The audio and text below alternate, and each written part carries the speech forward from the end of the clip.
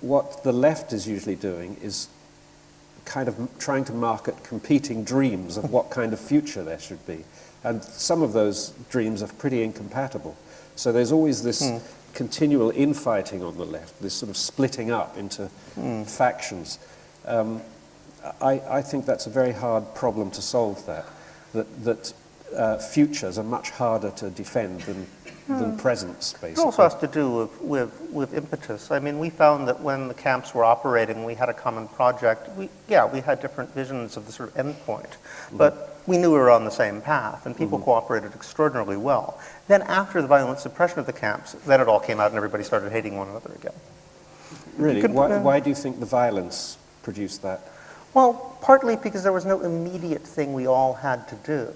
You know, if you create a camp, you're creating a community. There's food that has to be produced. There's cleanup. There's so many different things you need to coordinate, and you also see people regularly. And it's very, I mean, this is one reason why virtualization has very pernicious effects. There are certain topics that in most social movements I'm involved with, we always say, do not discuss this on the internet. Do not discuss this on Twitter. Anything having to do with racism, sexism, because you just operate differently when you're looking at someone than when they're not there.